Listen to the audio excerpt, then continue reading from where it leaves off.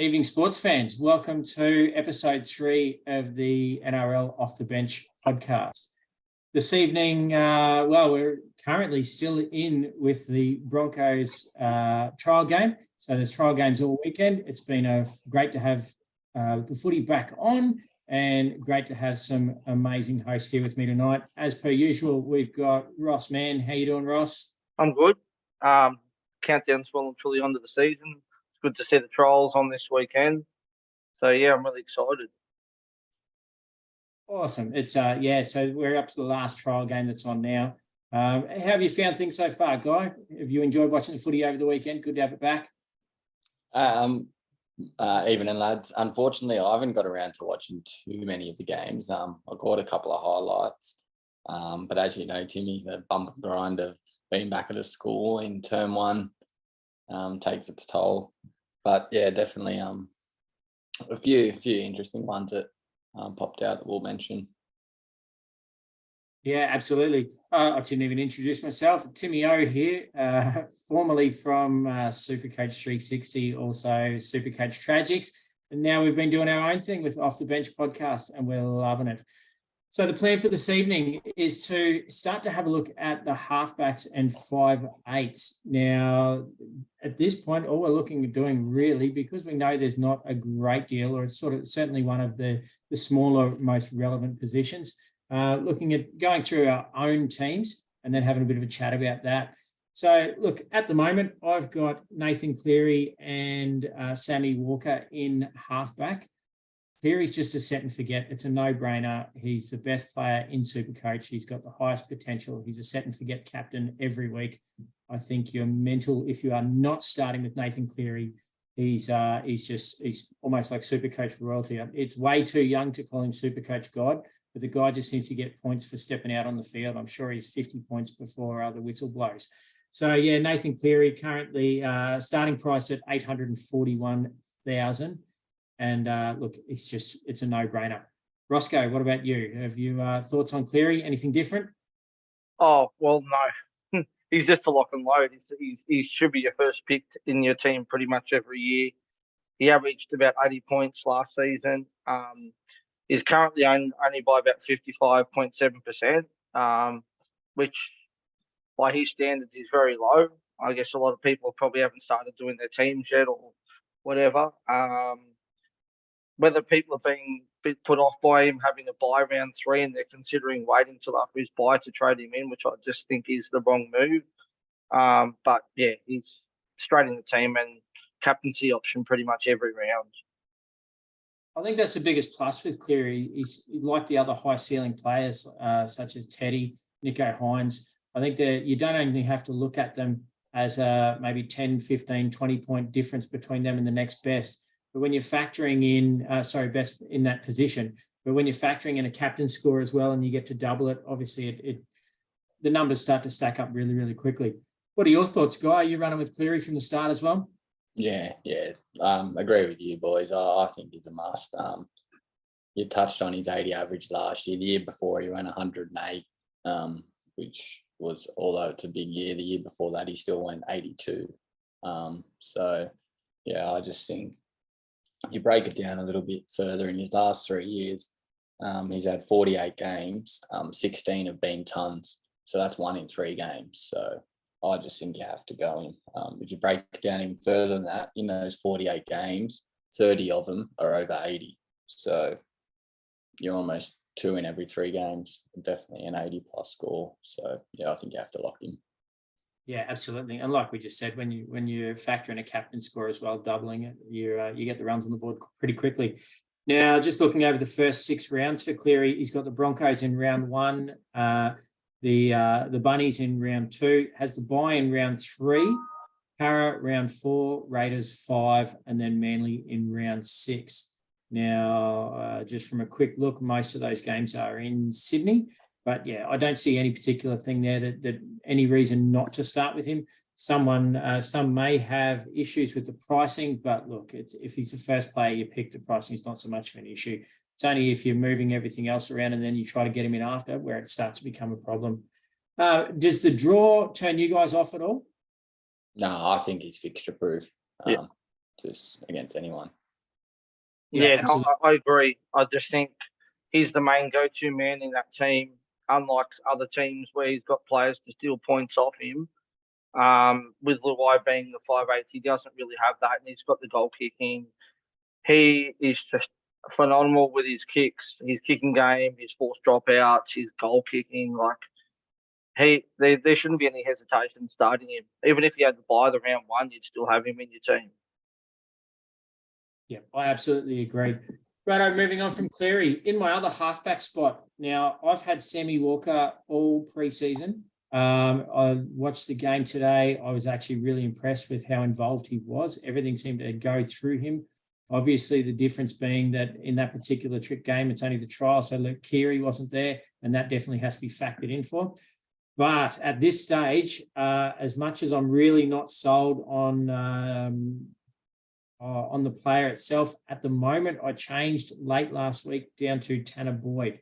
384,000. Looks like he's got the Titans halfback role stitched up. However, there are other players there down at the Titans who could give that a good crack. You've got Toby Sexton.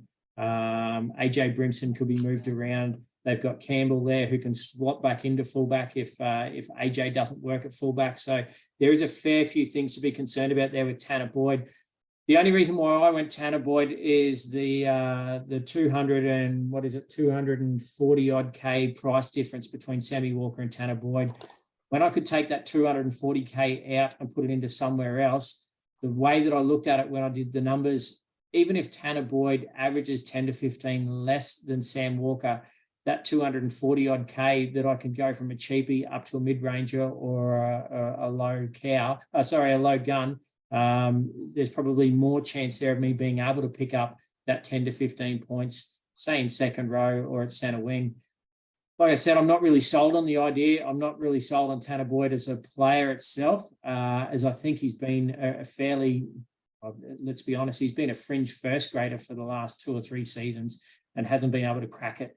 So that's my biggest concern. At this stage, it looks like he will be doing the kicking duties, taking all the conversions of penalty kicks for the Titans. But again, if he's not on the park, that's not going to happen. So at this stage, we seem to think he's going to be starting halfback and kicker, at which point you've got a few more points there to add on for averages. What are your thoughts, guys? Switch to you this time. Yeah, not the biggest fan of Sammy Walker. I started with him last year. 59 average last year, 62 the year before. The one thing I just had to point out when looking through his stats was he scored 9 points in 80 minutes against the Dogs in round 9. And that just really scared me. So I've actually got Cleary and Hines locked in.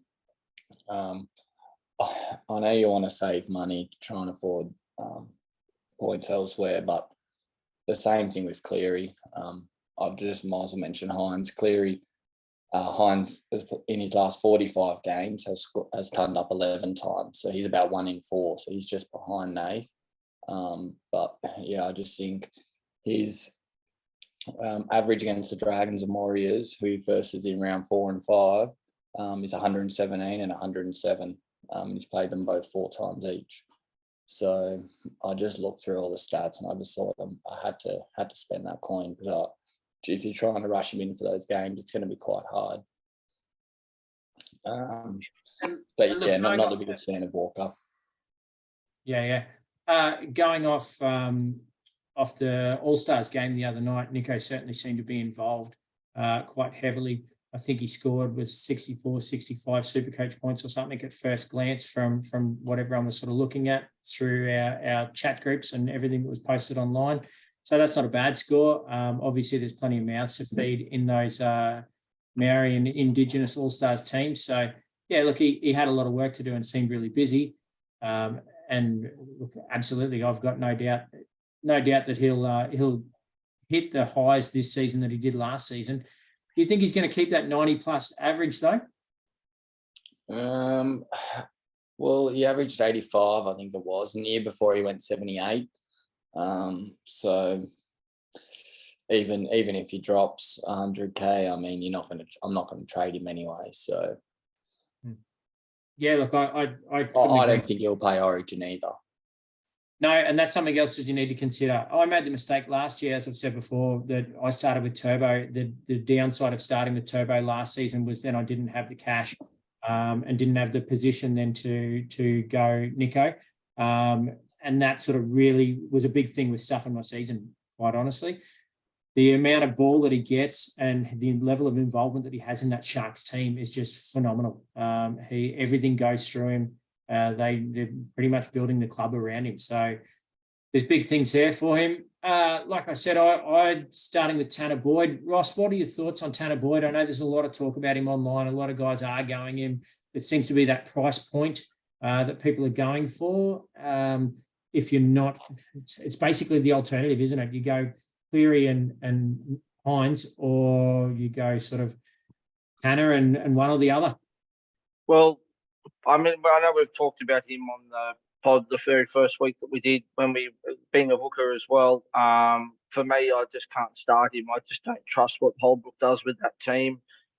He was great when he played those handful of games in the halves last season towards the back end with the goal kicking, but just with Holbrook, he reminds me of so many of other coaches that he had one or two bad games and he'll be straight out the team. I think it's much more easier to not start him.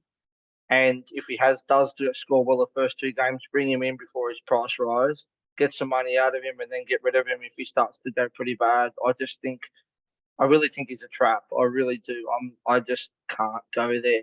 I can understand why people are, because they want to save money, but if he fails, your next up is at least another 300K on top of that to get up to another decent 5'8", another halfback. So it's very risky. And there's not too many halfbacks to choose from. It's a bit different to Mhm. centre wing and second row with a lot more options. We go from him at about 380K to Sam Walker at like 623K. So you've got to try and find 250K. That's the thing. It's a big chunk of cash. Yeah. Yeah, look, and that's exactly right. Those are all the reasons why I wasn't a big fan until I sort of had a bit of a play around and could see what I could do with the rest of the cash. But absolutely agree. That's the tough part. If he does flop or does get hooked, then you've got to find that extra money to go back up to somebody that's viable. And let's be honest, to be fair, you're pretty much going to want to play your backup hooker, your backup fullback, your backup half, and both halves. That's probably going to be your extra four guys on the bench to make up your 17 each week, unless you're going with some kind of gun-orientated second row starting drill. I just think that there's so much value in the mids this year in the TTW and the forwards that you really want to be stacking up in your major positions. Like you want to have your four guns in your halfsman 5'8". You want to have two gun fullbacks and two gun hookers. And that'll still leave enough to have a gun in each position of the others, and then stack the rest with mids, and make enough cash to batten them up to some guns later on down the track. I think you can have three gun halves and one cheapie. But yeah, I think Moses is a big trap. I'd stay away from him. After his 70 average last year, he only went 58 and 54 the years prior. So I'd stay away from him. The one that interests me is actually if I wasn't going to go Hines or Cleary and I was spending a bit of coin, I'd actually go DCE. He's ultra consistent. He's gone 65, 79, 64, 62, 61, 61. So he's just, I think last year when he went big was thanks to Turbo as well. Not last year, sorry, the year before. Last year obviously dropped 15 points off his average, but a lot of it was without Turbo. So, if Manly can get some points going, you can definitely go on a run. I know that DCE is a better player with Turbo in the team, but I owned DCE for a lot of last season, and I've got to say he was pretty average. He really was in the few games I had him for pretty much the back end of the season. Picked him up just after Origin, and I don't think I can go there again. He might be different this year if Turbo can stay fit and stay in the team. But yeah, I'm just not I just couldn't Yeah. go down that path again, to be honest with But you. that's what I'm saying. You say he had a bad year, but he still put up a 65.9 average, 4 tons in there included. So his worst isn't I don't know. Yeah, look, I hear the big difference between Turbo being there and not being there. It's not just DCE that makes the difference. That sort of has the issues there as well. Like, look at Jason Saab. His average with Turbo in the team is way, way, way higher than without Turbo. And for someone who they sort of thought of might be the next fullback that outside of Garrick, look, Garrick seems to be the only one in that team that does seem to benefit from points when Turbo's not there. And look, we don't really know yet when Turbo's going to start. Is he going to be there for round one? Will he be early on in the season? Who really knows? That is a good segue, though, going into our 5/8s, I guess. At the moment, I've currently got Berto and Josh Schuster.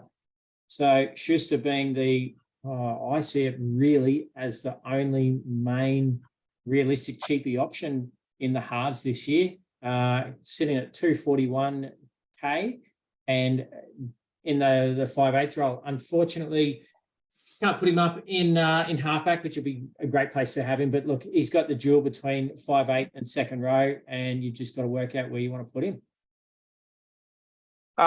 Schuster, yeah, I think most people are going to have him in their team. He's pretty highly owned.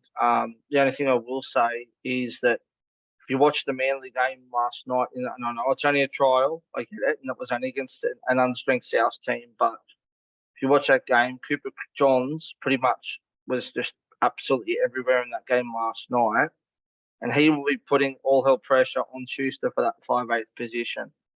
I was pretty impressed with what I saw from him, and if he gets the spot, in the trial game next week and impresses again, look out for Schuster, mate, because he might end up finding himself back in the bench or even in the back row somewhere.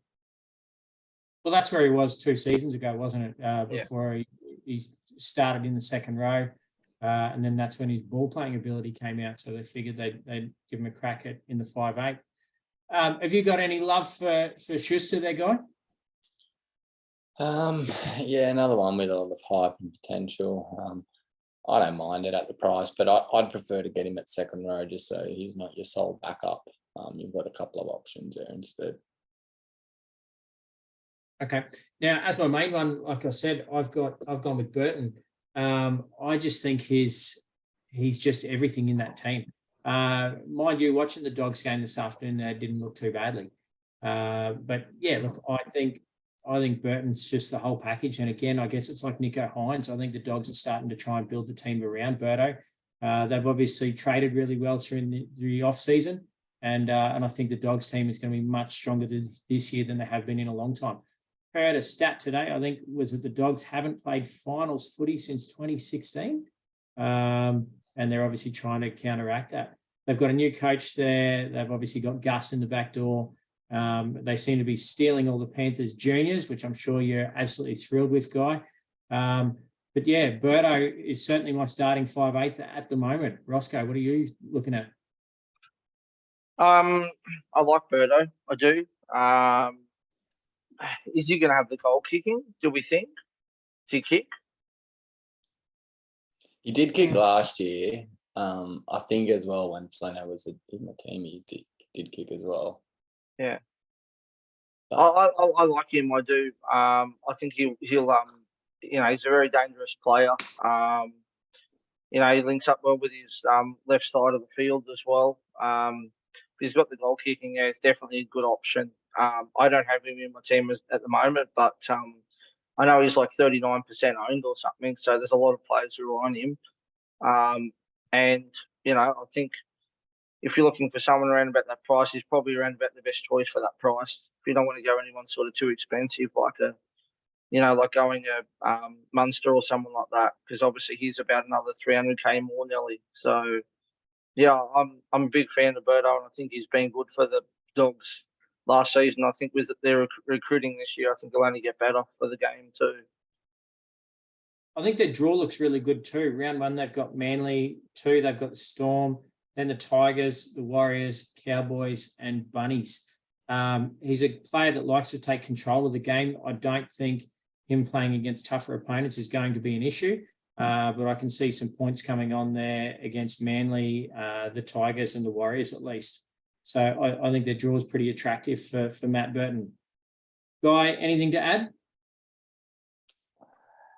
I actually don't like it. I love Birdo as a player in NRL. I just think in fantasy it doesn't really translate. He put up a 56 average last year. I know he's got a lot of better players coming this year and a better structure, but the year before he was in that Panthers team scoring a lot of tries and he still only averaged 65. So I just think he's not going to go up too much. Even though versus Manly round 1, he's got an average against them of 49. Melbourne round 2, he's got an average of 46.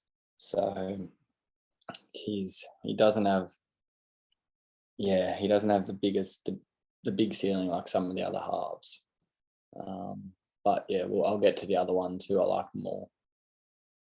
I just think with the players that the Bulldogs have brought in, I think the drive up front is going to give him a lot more time on the ball. And I think it's only going to make his game improve. But that's just my personal opinion. What have you got as alternatives then, Guy? Who else are you looking at? So my 5'8" at the moment, it's between, I'm going to spend one on a premium. And at the moment, it's between Dewey and Cody Walker. And I know a lot of people don't like the Cody Walker one. Well, I'll start with Dewey.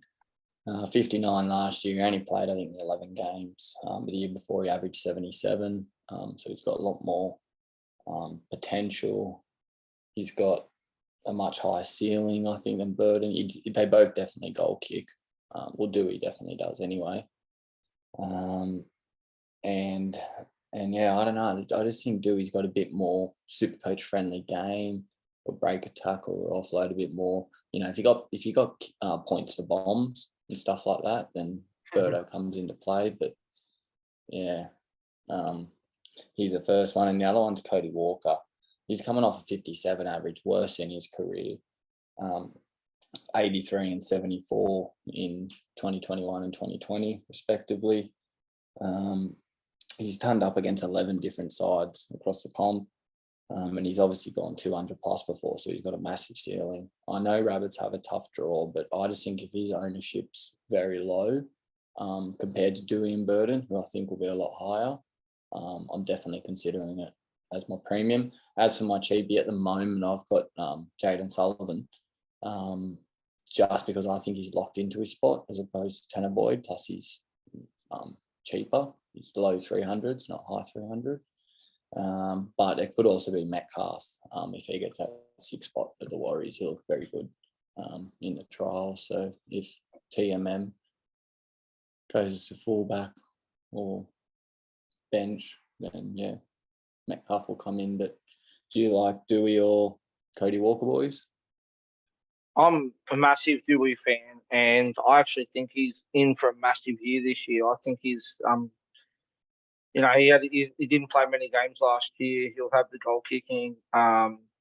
He's got Tigers have got a great forward pack this year, and I think he'll benefit from that. And can hopefully see the Tigers scoring a lot more tries this year. So hopefully he'll be able to kick a lot of goals. And I don't have him in my team at the moment, but I think I will have him in some stage because I've still got Munster sitting there, but I'll probably downgrade Munster, just very expensive to start at 48k.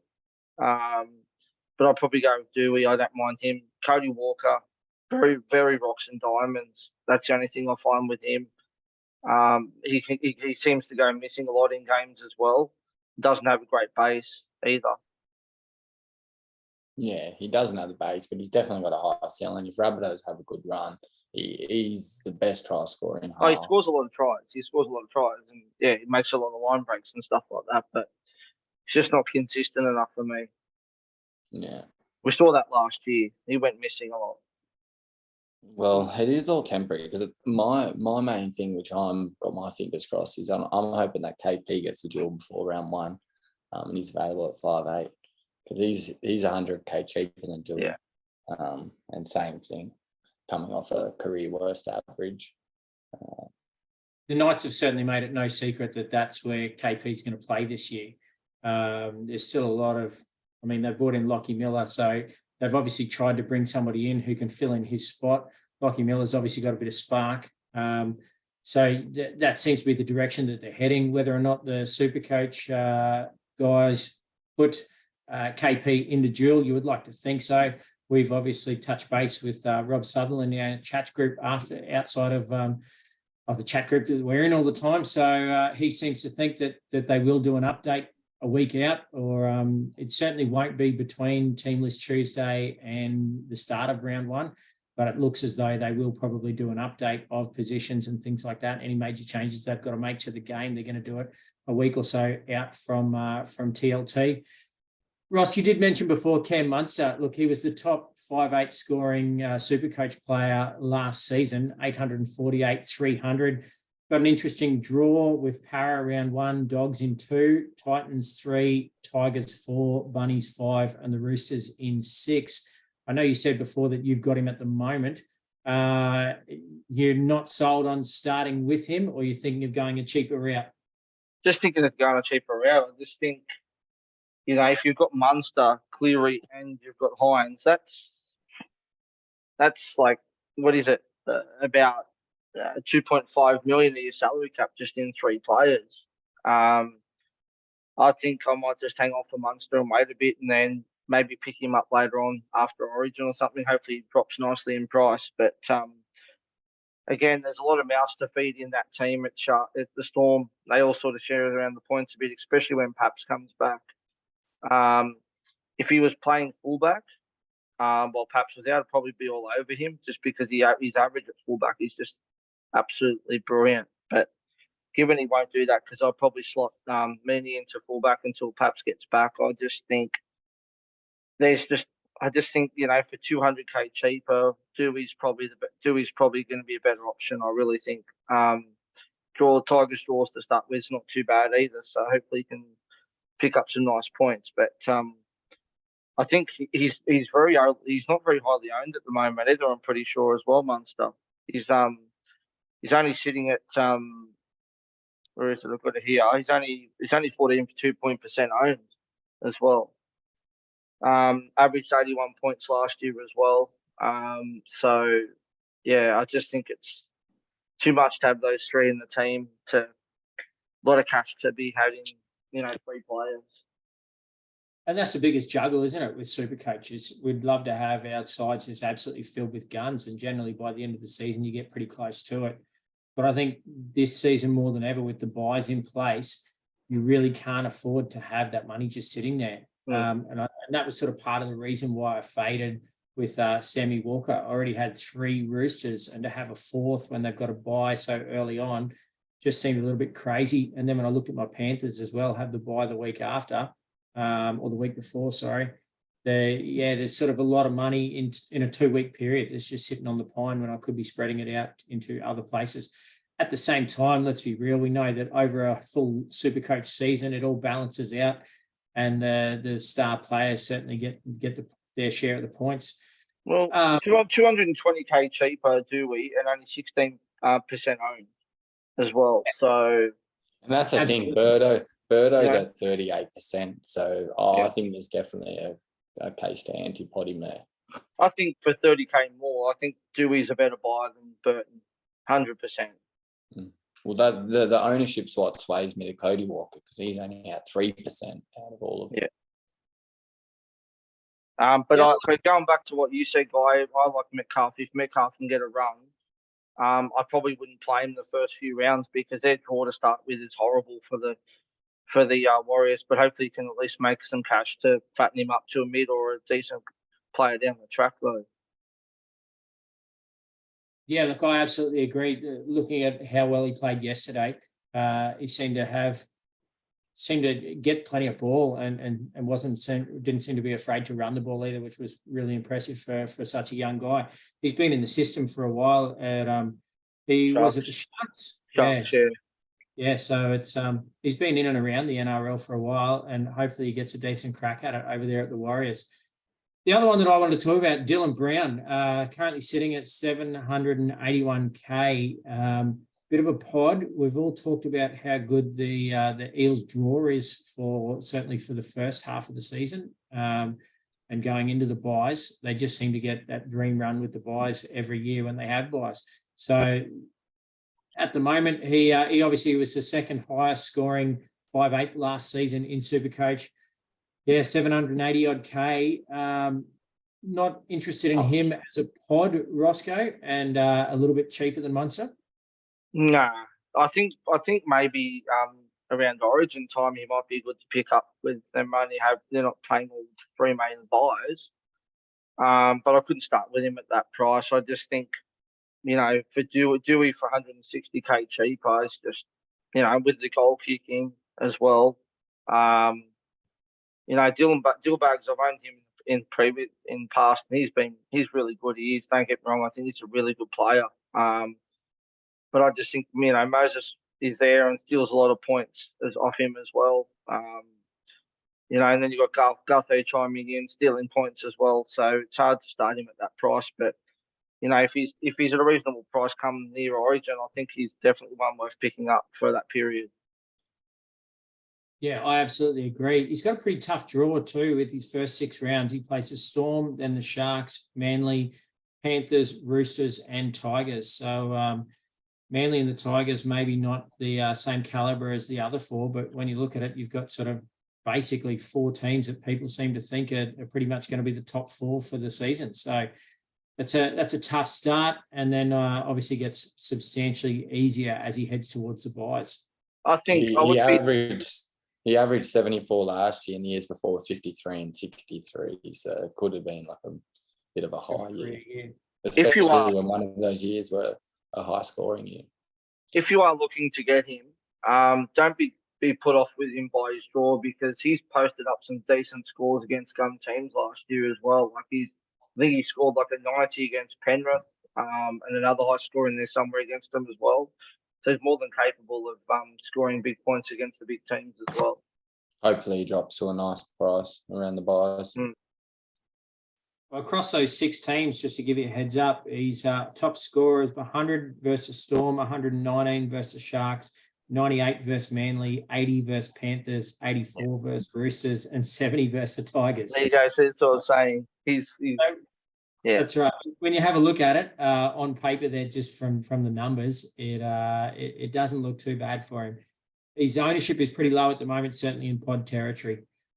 So look, boys, is there anyone else as far as guns or maybe the left field midi? Anyone for in the halves? Yep. Jerome Hughes, definitely. Absolutely. 721, 800, averaged 68.6 points last year. Currently, massive, huge pot at 4.1% owned. He averages around about 10 to 15 points more per game with Pappenhausen out of the team as well. So I have him in my team at the moment.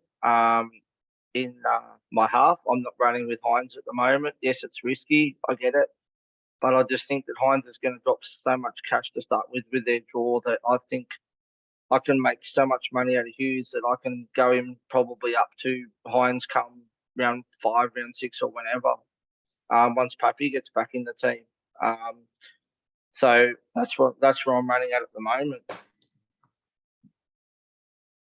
Guy, what are your thoughts on sorry, mate. I don't mind saving the money on Hines. But yeah, like I said, I'd be going DCE for a little bit cheaper than Hughes at 1% ownership. Yeah, but I don't know what's his draw like. It's exactly what I'm looking at right now. So the Storms draw round 1 Para, 2 the Dogs, 3 Titans, 4 Tigers, 5 Souths, and 6 the Roosters. So a little bit of a mixed bag, but I would like to think for the Storm that's a relatively easy run. Mind you, the Dogs are, as we just said before, going to be a much improved team this year, and the Tigers should be much the same. I don't think the Tigers are going to completely get themselves out of the shit like the Dogs will, but I think the Tigers are certainly going to be a much better side. Awesome. Righty, boys. Is there any other any minis that we're looking at? Anyone worth a shout? Going off my board, what have I got? Ben Hunt at 585. Jackson Hastings, he's fairly similar, about 550. SJ, I was listening in the car, listening to the radio in the car on the way home yesterday. Don't, All they kept talking about was how much bigger SJ looks. I went, that's great. But actually, someone did make the point. They said, yeah, he looks huge up top, but that's never been his issue. Listen, I'm pretty sure that every year we've heard the same shit at the start of the season. He's training the house down, right? And every year he has a shit. He's not even a roller coaster anymore. We used to call him the roller coaster. He's not even that now. He's just flat. The issue now is he's trained the house down so many times it shook the foundations. The damn house falls on him. So I think, in all honesty, I think ever since he got injured those couple of times, he just hasn't been the same player. He's not the the game breaker, the line breaker that he used to be. I just think he's a lot slower than he used to be too. And I think all those injuries have really, they've definitely done some damage to him. He's just not the same player anymore. So I used to love owning him. I used to love owning him for the highs and the lows, but my God, I could never ever go there again. I don't care how cheap he is, I couldn't go there. Yeah, absolutely. Another one that's a bit interesting. I did hear Wilfred, our friend, on one of the podcasts the other night. He did say that he toyed for about 30 seconds with starting the MILF. That would be an interesting one. 427. Look, we give Wilfred so much stick for his love for the MILF. He swears by it, but yeah, look, he even said the other day, "Oh, I have toyed with the idea." And I thought, nah, not for me. Well, we'll ask him about that when he's on in the pod in 2 weeks' time and see if he's still got the same opinion or not. Yeah, that's exactly right. Well, they would have had their game this afternoon, and I didn't get to watch it because we were doing our recording with Chris Green from the Sydney Thunder. So yeah, I'm not quite sure how the game went, but I will be watching that one back later. Boys, the only other relevant ones I put down, I said Chad Townsend, obviously Boyd up into half. Lachlan Ilias, if he continues to improve with the Bunnies, he's pretty cheap at 367. Then you've got Tyson Gamble. I'm not even sure where he's going to fit in down at the Knights. Maybe Billy Walters at 404, but I think that's probably paying overs for the role that he's going to have. He's certainly not going to be an 80-minute hooker, even though he's got the hooker half dual. I just don't see the point in it. Metcalf, we touched on. I was just going to say, I know, Guy, we spoke about this off air. Timmy, what do you think about Thomas Dearden as a bit of a pod? He's very expensive at 612K, but that Cowboys draw to start is just very juicy. Yeah, look, I'd be really interested to see the trial. I wasn't sure whether Dearden was playing in the trial this season or not, but I'm pretty keen to have a look at the three Queensland teams and see who actually ran out in the end and what their minutes were actually going to be like. Obviously, like we've said in the other pods, week 2 of these trials is going to be the main week where you start to see teams looking a little bit closer to their starting 13 and their main 17 players getting a few more minutes. They'll still obviously have a sprinkling of some young guys in there, but you'd like to think next weekend will be the big shakers and movers of the comp start to play their full strength team. Look, I like Dearden. I like the draw that the Cows have got. I have at stages in the preseason had 4 Cows in my team. I think I'm currently down at 3. I do like Tommy. He's always been great. A great prospect. It just came down to the minutes and the team that plays around him. I think when he left the Broncos was probably when we were struggling and we had to try and find a few scapegoats. So he seems to have found a home up at the Cowboys and things seem to be on the up and up for him. So, look, I don't hate the idea. He's probably paid overs for him for the start, but with their draw, they could give us anything. Well, 58 average last year, just as a sample size, and I'm pretty sure that their first 8 games that they're playing, like 7 of them are in Queensland as well. So, Bulldogs, Raiders, Broncos, Roosters, Warriors, Raiders, Titans, Para, first 8 games. Don't hate it. Yeah, I think it was eight of their first 9, isn't it? Because then they got Magic round in Brisbane in round 9. So Correct. yeah, so eight I of just think if you want, that up with I Queensland. just think it's a very good pot option. Don't hate it. Could do a lot worse. Yep, I agree. Guy, any thoughts on Tommy Dearden? I don't like him, just coming off a career high year, and just don't expect the Cowboys to keep it up. So yeah, I think it's a little bit of a trap personally. Yep. Awesome, gents. Have we got anything else to add? I know in regards to the halves, that is. I know Roscoe wants to touch on another issue that's sort of affecting our Supercoach community, or certainly the Supercoach podcasters community. But as far as our halves and 5/8s go, I think that's just about it. Unless either of you guys have got anything to add. No, I think we've pretty much covered all the relevant players in particular, to be honest with you. So, yeah. Awesome. Well, we will touch on it after this, but certainly, as I mentioned before, Ross and I had the pleasure earlier of interviewing Chris Green, captain of the Sydney Thunder BBL team. Throughout the BBL season, we got in some interviews with a few of the different guys. We had Chris Tremaine on, Jimmy Neesham, and Tom Kelly. Tom Kelly, yeah. And they've all been champion blokes too. I've been absolutely thoroughly impressed. They've been really good with giving us their time. I think on average, each of them we talked to for about an hour between being on air and off air. So they've just been amazing people, had some really good stories and some great advice for young sportsmen coming up, not just about cricket, but just about life in general. They've all been really good blokes. So by all means, guys, make sure you jump on. Ross or Brad will be posting our interview sometime this evening or tomorrow morning if it's not up already. But yeah, make sure you give it a good listen. It was great value and very giving of his time. It was fantastic, especially because the bloke actually literally just walked off the pitch in a Sheffield Shield game, walked through the clubhouse, walked out to the car, and then gave us an hour of his time. So yeah, I can't compliment him enough as a champion bloke. So yeah, have a listen to that tomorrow off the bench with Chris Green from the Sydney Thunder. Now, over to you, Roscoe, with some developments on our Supercoach family, mate. Yeah, so first of all, just a reminder to join our off the bench overall group, which is 170834.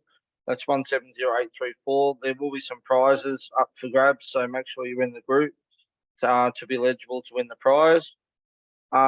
And then after that, just want to touch base and send out our condolences to Matty Wilson and his family from the sudden passing of his wife, who tragically passed away at the young age of 30, leaving behind a 2-year-old daughter. Now, for those who are interested, we're running a $10 knockout competition to raise funds for Matty and his family to help support them. We've got about 40 runners at the moment. I'd like to be pushing that up towards about 100 runners if we can.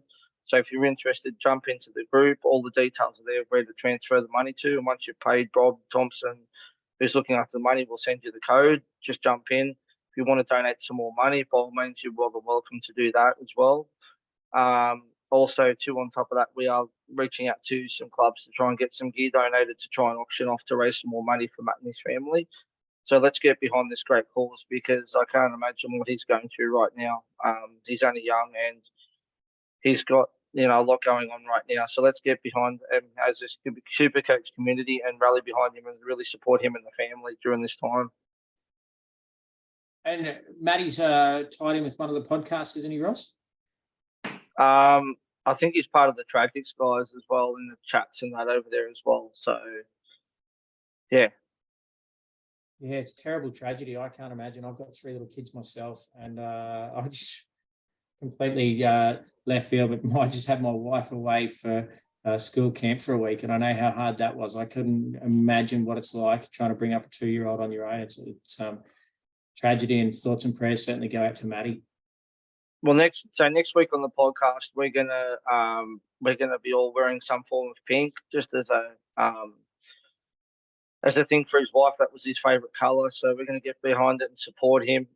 If anyone listening, once we upload this, has any contacts to anyone who might be able to donate anything to auction off or anything like that, please send me a direct message on Facebook, and just get behind it. It's just a tragedy, mate. It really is, and he needs all the help he can get. So let's help him out where we can.